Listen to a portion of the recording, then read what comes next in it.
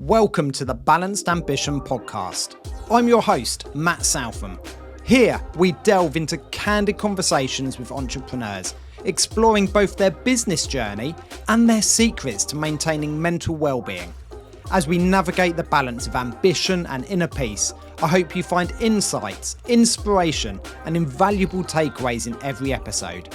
Thank you for joining us. Hi, Julia. Welcome to the Balanced Ambition show. I want to dive straight in and ask you why you felt there was a need for a brand new drink to be launched into what is effectively quite a competitive market. How did that conversation come about? And why did you get going? No, thanks, Matt. I'm excited to be here. Thanks for having me. I think when we came up with the idea at the time, I think we identified, yes, there is a lot of competition in the market and it is quite a crowded market space, but we didn't really find anything which checked all the right boxes for us personally. So when at the time went out to the pub and didn't want to drink alcohol, there was just nothing which ticked the boxes in the sense of being natural, being exciting, being quite adult and affordable. So there's only so much tonic water you want to drink without a gin in it, and there's only so much cranberry juice you want to drink without any sort of vodka in it. Yeah. And like most options which were available were just like incredibly sweet or sweetened with sweeteners, and just didn't taste very great. So we were quite motivated to come up with something which is great tasting and natural. Cool. So, I mean, obviously, you and your colleague, you had this idea. Did I see you met on a flight? Is that how you and your co-founder met? Yeah, that's true. We met. We're both originally from Germany, and we were both moving by chance to the UK on the same day from the same airport, and that is how we met. And then we both went on with our own careers, and then we sort of lost sight. And then a couple of years later, I was flying from Germany again, and she happened to be on that same flight, like 17 years. It was like not 12 years later again, and yeah, and then shortly after that, we started the business. Yeah, I guess after that second meeting, you were like, "We've got to do something together. This is this is happening. This is fate. This is working." So, talk to me about the journey. I mean, obviously, there's one thing having the idea, but yeah, had you done anything like this before with regard to launching a soft drink? No, so we both were not from industry. So my business partner was working in finance. I was working in supply chain operations, but for tech. So my background is in tech, hardware Okay. tech primarily, and software tech. And we knew nothing about it, to be honest. And we were making drinks initially ourselves in our kitchen and then selling them at markets. And then we went through quite a lot of different manufacturers, to be honest, because I was so used to making a mobile phone. I thought, well, I can make a mobile phone with a Yeah. million components. Like making a soft drink can't be as difficult. But turns out it is. It's not as Yeah. Famous straightforward. last So words. we got quite a lot of things wrong. Exactly. So I think we learned, like, that was probably one of the first learnings we had to take, as like, whatever idea you come up at the kitchen table, if you then need to scale that up, like it's a completely different ball game. So we had to learn all of it from scratch, like how to sell, how to market a product, how to make a product, how to store it, like all of it. Yeah, and I guess to take it from just the kitchen table into a large scale in is a development is quite a challenge in itself. So, but when did you first sort of pick up of actually we're on to something here? It's not just an idea that we love; other people are starting to pick up on it and love the drink as well. Yes, I think because my background is in tech, and there's obviously, I think most people in tech, they would have read the lean startup principle, and it's all about that first selling that really first unit of one, and then building a momentum and trying to get people to buy it again and again. And we made the drinks at the back of a store in the salad kitchen in White Cross Street in central London. And then we were selling it in that store. And one day, most days actually, when we were making it and when we sold it, we then sat there and worked from there to sort of observe, customers, how they engage with the product, do they pick it up again. And then there was that guy, and then he bought two, and we're like, wow, why did you buy two? And he's like, yeah, I'm coming here every day. I'm buying your drinks. And that was, obviously quite encouraging that there's somebody who already was loyal because, obviously the lean startup principle always talk about like if you find one, you can probably find 10. And then if you find 10, you can probably find 1,000, and then you can scale. So, so that was probably one of the first ones. And then we also launched at the London Coffee Festival at a larger scale. And then we sold out within day 2. Wow. So we sold out really, really quickly. And that gave us then enough ammunition to think, yeah, we're probably onto something. Yeah, it's all right getting someone to try it, but it's people coming back and buying again, and then I guess them telling their friends as well. When was that first time you had to sort of pinch yourself, because you've signed some quite big sort of distribution deals as well, and some of the shops and supermarkets it's in. When was a pinch yourself moment?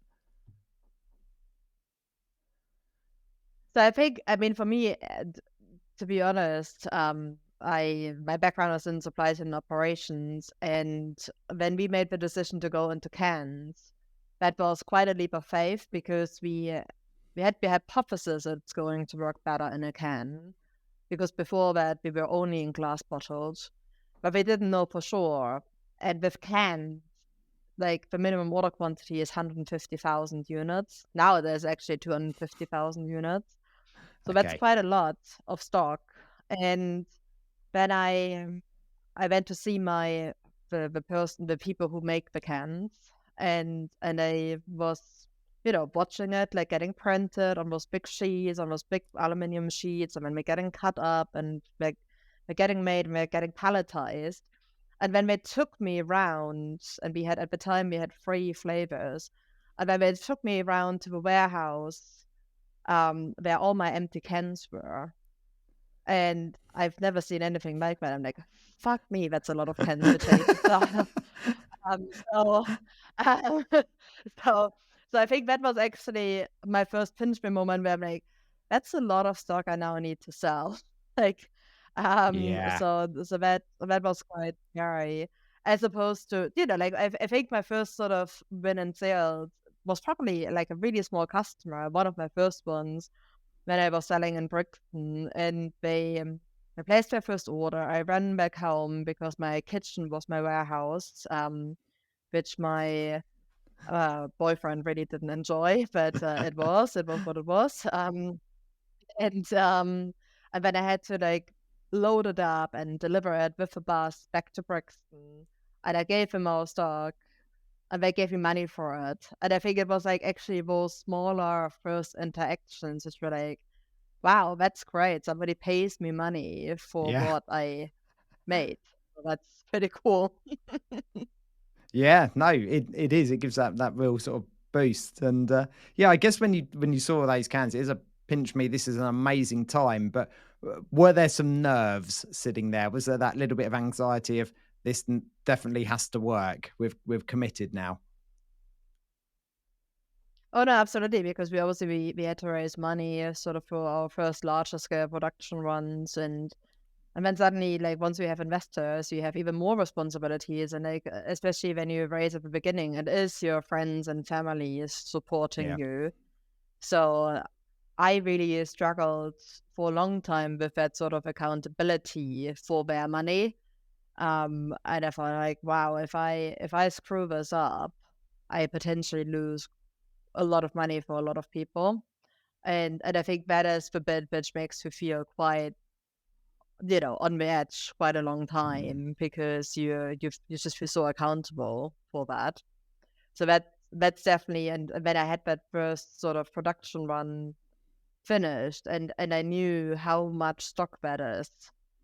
Like, I'm like, wow, what if we don't find enough customers for it?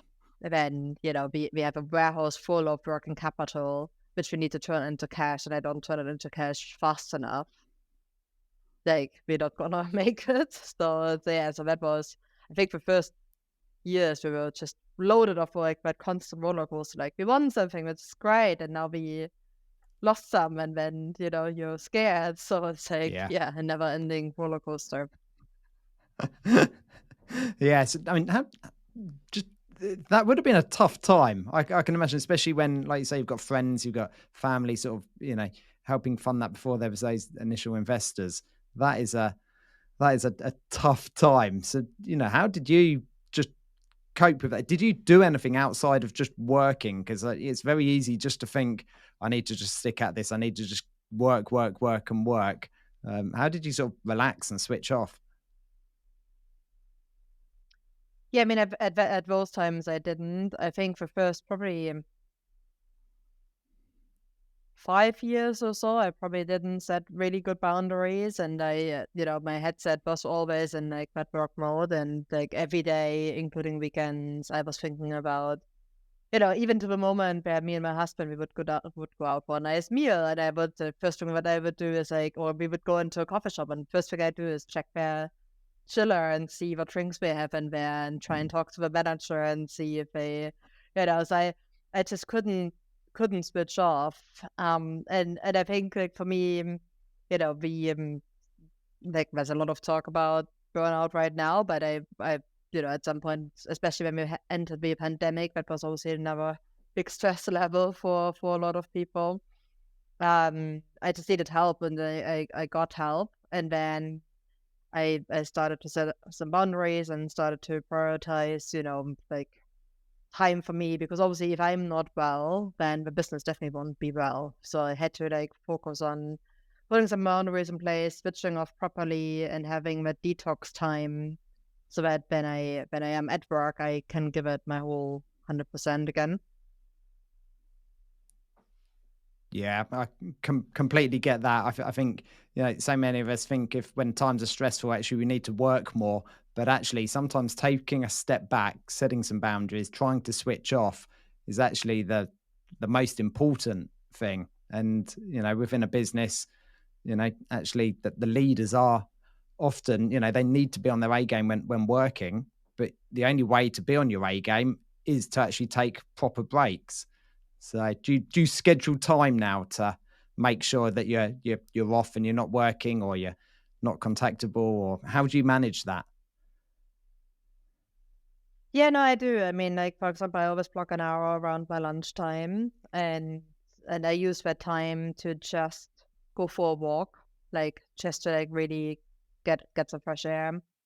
And then also just I'm trying to stay active. I just started doing cold water swimming, and that I find that quite relaxing, counterintuitively, even though it's not, it's actually quite intense for your body, but because you have to be in such a mindset, like when I walk to the lake, I have to be in the mindset that I'm gonna be doing this. Then you obviously you take more and more layers off, and it's cold outside, and you're like, why am I doing this? And then you go into cold water, and you're like, why am I doing this? And you have to, and then you swim, and you have to really think about your breathing, your technique, you have to be quite in tune with your body. And then you come out, and you have to dry as fast as possible, and then you have to walk home as fast as possible to generate that heat. That's probably about 2.5 to 3 hours of where I'm just like, I'm in that mindset of like, I'm doing that. And that really helps Yeah. me then. So I'm trying to build, like when I do things, I don't switch off if it's not something which like stimulates me on multiple different levels. But when I'm stimulated, like, that's quite an intense thing for the body to cope with. And Yeah. that actually helps me to relax really well. Yeah. Yeah, completely get that. I ice bath quite a bit, and it is just one of those things where actually you need to concentrate on just controlling your breathing. I haven't got you can't think of work or anything like that. So yeah, definitely sort of, stressing your body in a controlled way to actually switch off. And like you say, it sounds bizarre, but for people who have tried it, it can be fantastic for you, for your mental health and just switching off. So yeah, I love the idea of the cold water sort of swimming. But yeah, that now we're coming into winter. Are you thinking it's going to become colder? Oh no, definitely. I mean, like each week it already drops about half a degree to a degree. So yeah, it's Yeah. only gonna get colder from now on. Yeah, I found it similar where it has just been dropping, and I'm sort of thinking, oh, it's pretty tough at the moment. Another month on when the temperatures dropped, we're seeing how it's going at Christmas. But in a bizarre sort of way, I'm quite looking forward to it because it is just I guess a mind over matter. That I'm saying to myself, I can do this, and you psych yourself up for it, don't you? Yeah, especially what you were saying about walking there, getting ready. You have to be in that right frame of mind to be able to do it. So yeah, definitely a Absolutely. good tip. And then how do you support your team that you've got? I mean, sort of working alongside you, your co-founder and things like that. Is there anything set up? Do you all sort of support each other and look out for each other? Yeah, absolutely. I mean, one of the things, so we went from being an office-based company to now being remote first. Yeah. So we tend to get together sort of like once a week, and as a whole organization once a month. But otherwise, we are remote first, and obviously that sort of personalized contact, because we went from office to being completely remote during the pandemic. I think we've done it relatively well, and what we do is we have like daily stand-ups, like first thing in the morning, just to like have that connection. And I really encourage my team to just pick up the phone. So and not, getting too ingrained in like just emails or just Slack or just WhatsApp, just actually pick up a phone and talk to each other, because I think that's just so important, because especially in the UK, people always ask you like, "How are you?" But like it's never really meant. And I think like No. having that sort of enforced communication a bit more actually helps break that a little bit. Yeah. So Yeah, it's interesting you picked up on that. I mean, I've noticed that I do a lot of networking, and the conversation does just go, how are you? Yeah, I'm good. You? Yeah, not too bad. And it's just that polite yeah. UK British conversation that Mhm. actually you sort of wonder if someone said, "Oh, I'm not," would I have even heard it? Because actually we're just going through the motions.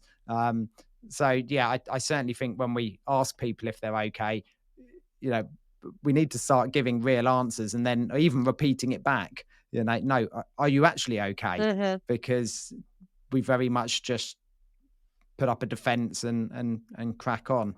And I certainly see that within business. It's very easy just to talk about all the good times without actually there's challenges, there's mistakes have been made, and it's how you move forward from those which is the most important part.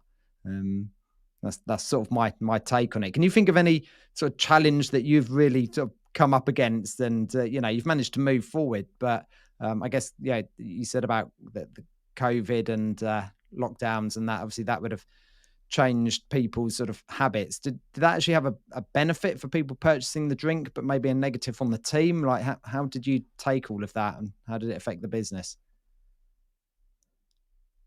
Yeah, I think the time around pandemic were really, really tough, because I mean, nobody knew how long it would take and how people would respond to it. And not even within the team, some people, because we obviously we leveraged the furlough scheme with some, and then there was like, a little bit of like, well, that person gets furlough and I Mm, don't, or the person, like it was quite hard to manage. Some people did do quite well on their own. Some people really thrive off that constant being together.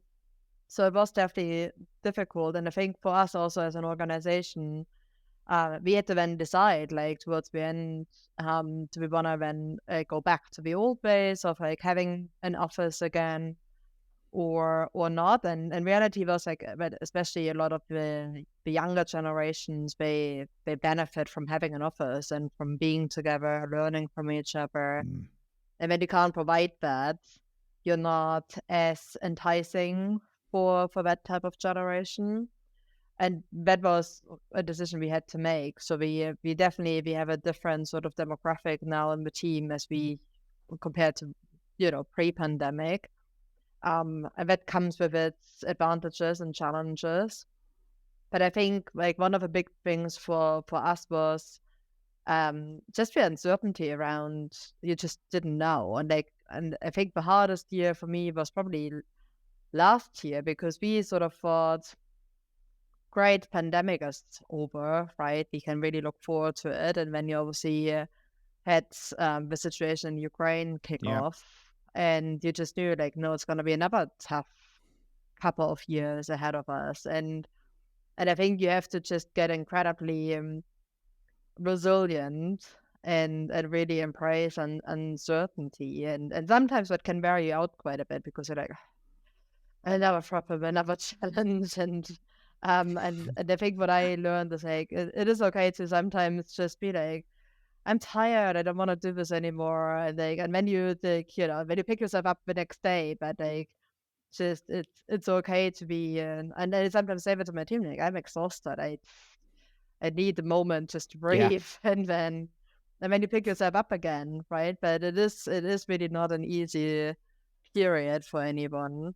No. And it continues to be quite challenging, frankly.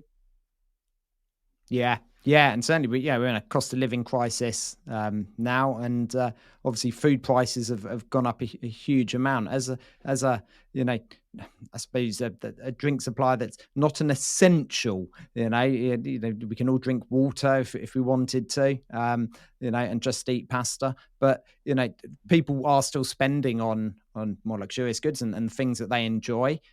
So you quite pleased that you'd already built up a following, I guess, of people who are supporting you and supporting the drink. No, absolutely. And I think one what the last couple of years have taught us, because we had to like pivot so many times, right? Because we were 60% in food service pre-pandemic, Okay, yeah, and we lost 6% of our turnover overnight. yeah, So that was hard. So we then had to pivot massively and had to build up a direct consumer business overnight. We didn't have that set up at all. We didn't have a warehouse. We didn't have anything in place. So we had to do that. And then we obviously during the pandemic, it was all about take home opportunities and how to make eating at home and drinking at home more enjoyable.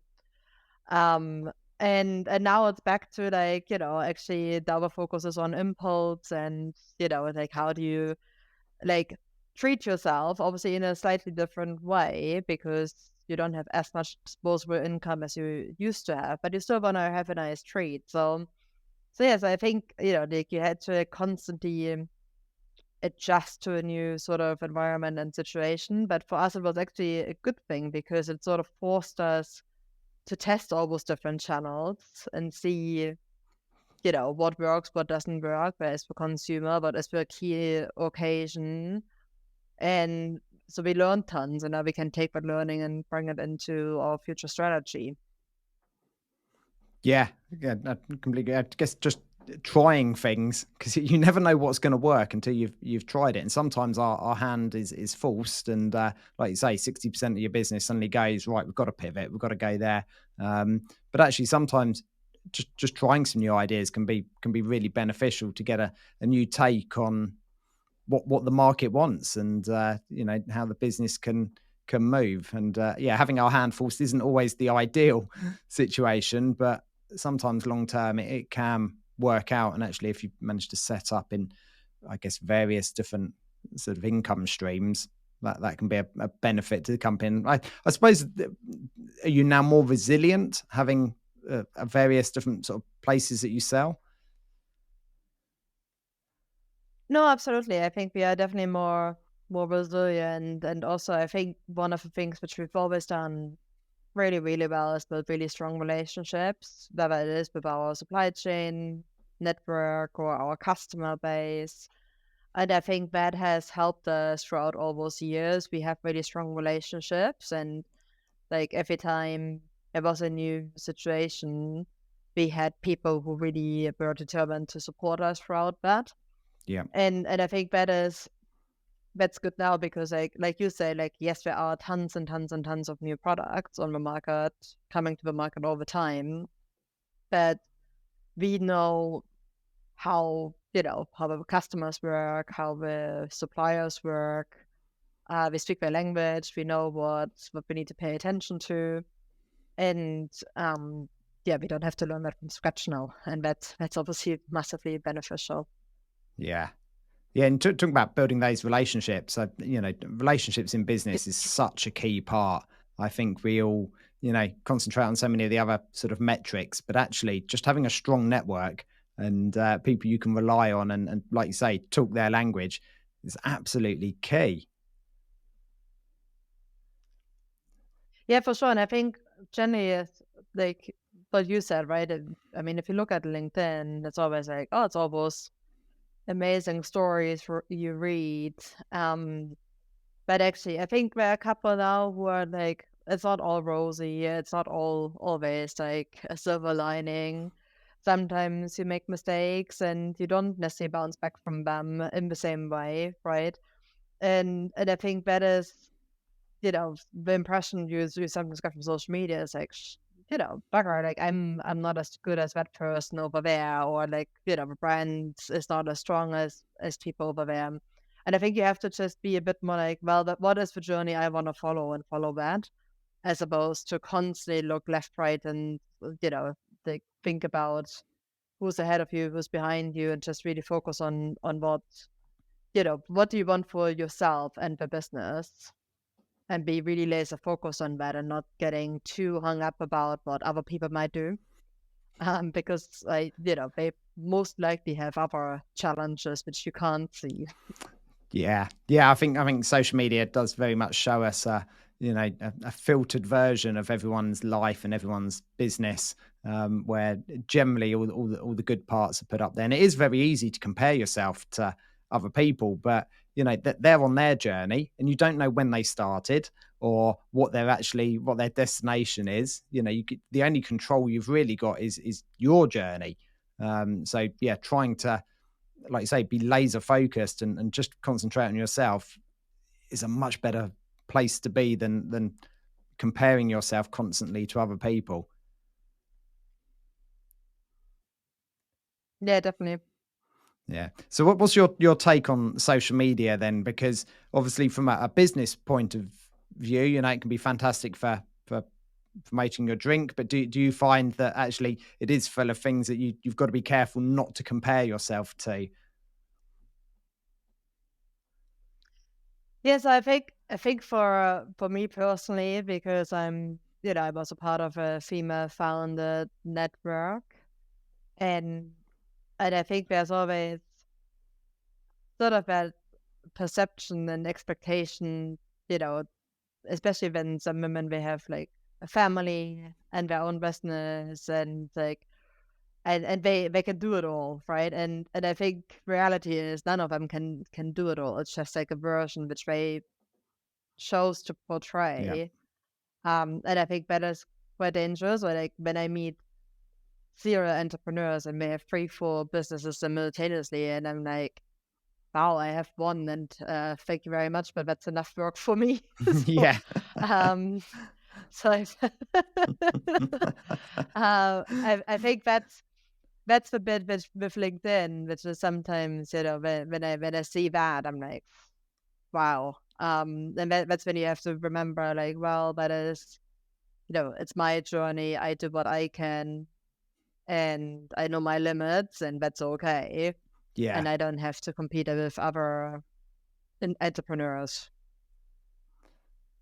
No, I completely agree with you, and I think there's somewhere between sort of nothing and then what we see on social media of people absolutely smashing it, and yeah, like you say, multiple businesses. Actually, there's a bit in the middle which is very comfortable, very nice, and actually, you know, do you really want above that? Know what you want, and actually just go for that, because yeah, at times something has to give. And actually, if you've got partner, family, friends, actually that comes into the mix as well. It's not just about having multiple businesses all doing well and constantly working. And I think we sometimes lose sight of that on social media. Yeah, no, definitely agree with that. What would be your big tip to female entrepreneurs then? Because I know you mentioned there you're part of a sort of a support group, and I think that's something as a the business world we could all do better at. How do we start to ensure there are more female entrepreneurs rising to the top? I think it really starts with how you raise your children, to be honest. I think how you raise your sons to be respectful and, see girls, as an equal, not as somebody who will grow up and just sit in the, like, work in the kitchen. And then for for girls or for, young female founders I meet and I mentor a lot of, you know, not just female entrepreneurs, but also just generally female talent, um, especially in operations, because we're not a lot of women in operations usually. And like what it boils down to, I mentored over the last 3 years, probably 15, and it's always coming down to confidence. Mm. Like when they always limit themselves by the things they can't do, as opposed to focusing on the things they can do. And I think that is, where it needs to start. It's like giving that confidence or instilling that confidence into someone and really identify what they bring to the table. I'm a firm believer it's much easier developing someone in something which they bring to the table from the get-go, as opposed to helping them close tons of gaps, because that will be always feeling harder. Yeah. And just coaching them to ask for help, right? And asking for right help. And it's always funny because I've hired tons and tons of people over the years, and if I have like both a man and a woman applying for the same job, the woman will tell me if it 10% they can't do, and the man will, on average, tell me the 90% they can do, even if they Yeah. only can do 60. But they tend to inflate it, and they tend to have that more natural confidence, which they bring to the table. So it's definitely confidence, which I think, if you can instill that from a young age, then that's really what hopefully will create a shift in the workspace. Yeah, I think actually a really good tip. I mean, I know we mentioned at the start, I'm a dad to two young daughters, and I want both of them to be able to take on the world with whatever it is that they want to do. And I think, having the confidence to go for it, whatever that looks like, I think just installing confidence that if that's what you want to go for and you can do, then go for it. Rather than this, like you say, oh, you can't do that, or it's just that negative talk isn't going to help anyone, because as the capabilities are there, it is maybe, like you say, that the confidence levels, and that's a historic thing that's always been around, and it's something we've got to all work to break. Yep.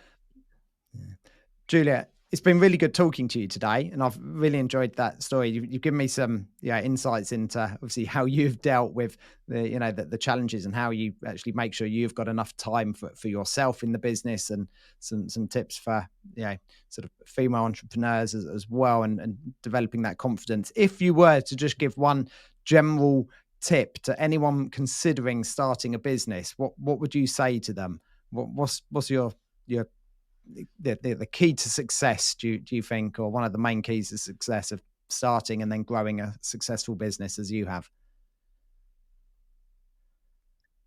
I think my number one tip is simply identifying quickly of what you're great at, and then delegate all the things to other specialists, because whatever your superpower is, don't drop that superpower. Find people around who can support you with things which you don't enjoy so much. And I think because I'm meeting a lot of entrepreneurs, both male and female, and especially in the first couple of years, they want to be great at everything. Yeah. So they feel like in order to be a successful entrepreneur, they have to be great at ops, they have to be great at marketing, they have to be great at accounting. And they're so obsessed about getting that right as opposed to just getting the product right and getting the product market fit right. Yeah. So I think it really boils down to that. Yeah.